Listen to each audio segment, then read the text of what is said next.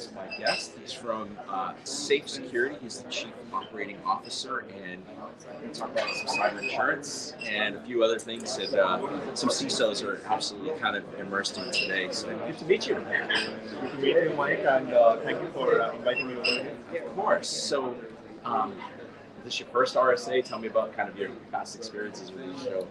Definitely not the first one. Every year the RSA keeps getting bigger and more exciting. So, really great to be here and talk about our newest innovation and our partnership with Claroty. So, tell me a little bit about your role, your kind of day-to-day, and a little bit about what Safe Security does. Sure. So, I'm the Chief Operating Officer at Safe Security. Think of Safe Security as a platform which allows or which helps the CISOs to make intelligent decisions. Those decisions might be around the IT environment or the OT environment, might be coming from third-party risks, or any other area. So the simplest analogy I give is if you're flying a plane. I don't know if you have tried this or it's on your list. If you're flying a plane, then the pilot sees like all the dashboard is cockpit basically, and what the cockpit shows is all the data and the telemetry that the pilot is receiving from inside the plane. He must be getting external weather-based telemetry or guidance from the airport and so on. Right? And based on that, the pilot is able to make decisions like the flight speed, the elevation, and so on. We are trying to do the same for the CISO. So think of it as SAFE is the single cockpit or a single decision-making platform for the CISOs where we collect telemetry from the IT environment, from the OT environment, and that's where we are very excited about our partnership with Claroty and the third-party risk also to help the CISOs make the right decisions. And most importantly, we are not stopping there. We are also going to the next level, which is being in San Francisco. You must have seen all the Waymo cars, Sure, driving cars. Why don't we just not make the flying of the plane not just intelligent but also autonomous?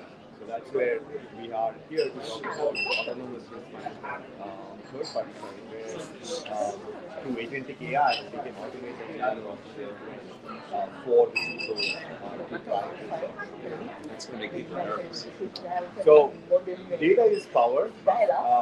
Power or data does, when data creates visibility does create anxiety sometimes, nervousness. But I always give the example that it's better that you know the weakness or you know the gaps rather than the attacker knowing that. So yes, I think it's the whole game is to make it visible, transparent, and being able to take action. So tell me how the cybersecurity insurance providers, the brokers, etc., how are they involved in it? Kind of how does it translate to the CISO? Sure. So if you look at the landscape of insurance, cyber insurance, any insurance actually, the key insurance is a data problem.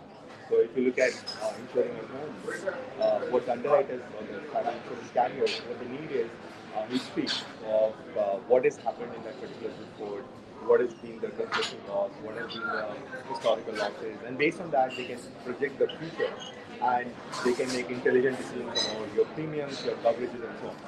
Now, cyber insurance compared to other principles or lines of insurance is relatively new.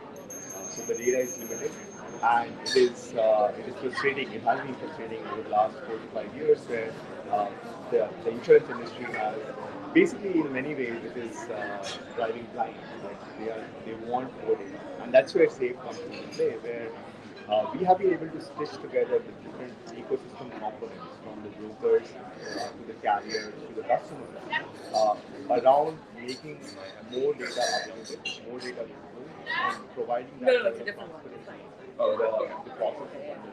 So a simple example is we have partnerships with like these brokers are now able to go to their customer as a trusted advisor. I want the customer to know the gaps and know the risk and be able to actually become more secure before the insurance cycle or the discussion takes in. We call it like the insurability angle. So we have partners like Marsh, for example. They go to their customers and with the help of sales and traffic are able to get more visibility into their risk, and they are actually able to take actions before the insurance discussion takes in. And that's a win-win for both the customer as well as the broker, because the broker wins as a trusted advisor, and that's their role. Right. Now, on the other hand, from a carrier perspective, we have Mosaic Insurance, Chubb, and others who are also looking busy, where the underwriters can get access to more data and they can make intelligent discussions, intelligent decisions. And the key is in insurance world is not just to identify bad risks. The key is also to identify good risks, because that's where you can drive better decisions. If you have more data about the environment, about the inside, we call it the inside out underwriting, which is trying to understand on a real-time telemetry basis what are the gaps in your OT environment, what are the gaps in your IT environment, what are the gaps in your third-party environment. And based on that, underwriters can make more intelligent and better decisions in terms of coverages, in terms of premiums. Benefits of it ultimately flow back to the customer. So it's a win-win for everyone. And that's where, say, we have been investing and we have been building this ecosystem over the last almost 4 years. So you mentioned good risk, bad risk. Take me inside of that. How do you differentiate the two? Maybe examples. So I'll go back to the home insurance analogy. Think about providing an insurance code for your home by just clicking a picture from outside or just looking at your location. It can give you some information, but very, very limited information. And that's what has been happening in the insurance industry so far. For large parts of it, where outside-in ratings or outside-in scams have been into the box. They are like full of incorrect, irrelevant, and insufficient. So I think that's where now the second scenario is that the same home insurer is able to make decisions based on the actual controls that you might have put in your house. Like for example, you might have a working smoke alarm, a working fire alarm in the house. You're maintaining your house in the proper way. Your foundations are strong, and so on. Versus your neighbor who is not taking care and not making those investments. So you should get the benefit of that. And you can only prove that when the underwriter or your broker sees those controls inside your home, not from the outside picture. And I think that's where we come into play, that through our analysis of the internal IT and OT environment, the carrier and the broker can make more intelligent decisions and ultimately provide you as a homeowner who has invested in your security controls better premium, better coverage. I'm curious what you're hearing around OT environments, big factories, factories, etc. What kinds of questions are you hearing more about insurance questions from those environments today?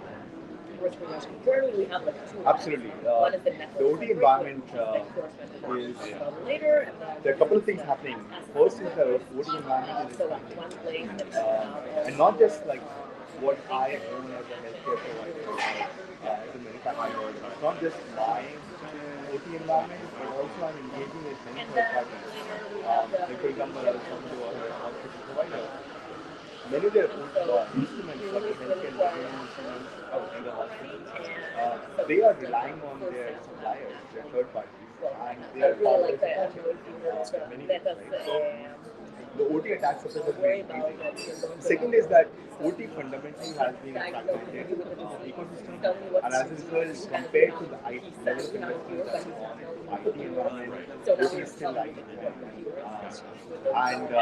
And then third is that if you just look at the extent of damage, the easiest way I understand this is that OT is much closer to the human life compared to IT. IT is closer to the digital life, the data, but OT can cause, and we have unfortunately seen many examples where OT can cause bodily injuries, in a couple of cases even human death, system failure, and so on. So the level of impact is much more physical, much more close to our hearts, and it creates a lot of noise, especially from for mission critical systems. So as a result, like from an attacker perspective, especially if your motivation is not financial, it is beyond financial motivation, then you would OT systems will be dark.